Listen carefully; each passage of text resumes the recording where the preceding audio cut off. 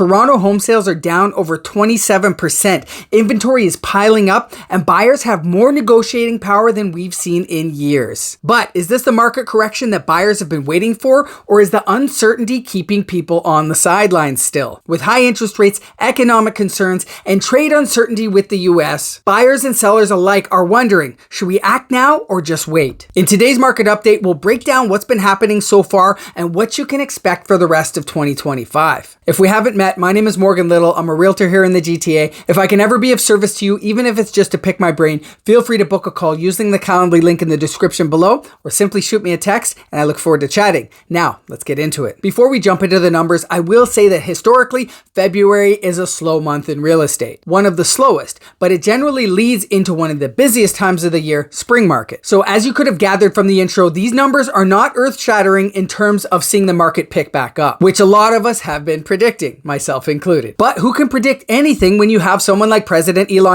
Donald Trump in office, right? Whether we have a quote-unquote regular spring market remains to be seen, but let's take a look at what happened in February to see if it's any indication of what we'll see moving forward. Starting with the number we referenced in the intro, the number of sales. We saw 4,037 sales across the GTA in February, which is down 27.4%, like I said, from the same time in 2024. As I mentioned, February does tend to be a slower month, but this is really slow considering we had higher rates last year. Now, couple that with the 12,066 new listings hitting the market, which is up slightly 5% compared to last year. But with the lack of sales happening, we're looking at a total inventory level of 19,536. That's up 76% from the end of February 2024.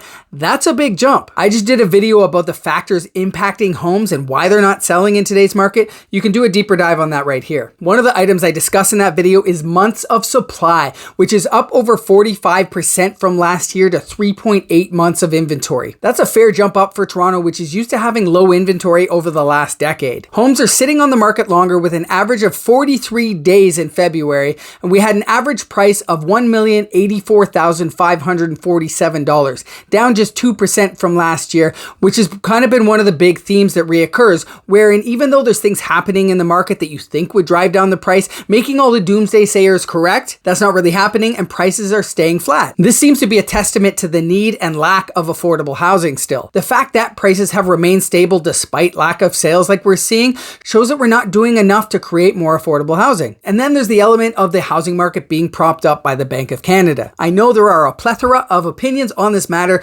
so leave your comments below and we'll keep the conversation going there. I do need to mention these numbers are across the entire GTA, so each area and each market segment will have their own nuances. A quick look here shows an increase in detached home prices of 7.6% in the city of Toronto, but condo prices somehow staying flat, even though that sector of the market has completely fallen off a cliff in terms of sales. Then we see semis and townhome prices actually down a bit in the 905, though I know from being on the ground that these types of homes are really selling right now. All this to say is it's very dependent on your goals and your personal journey. Again, if I can be of help, feel free to book a call using the link below. Simply shoot me a text and we'll have a chat. Talk soon.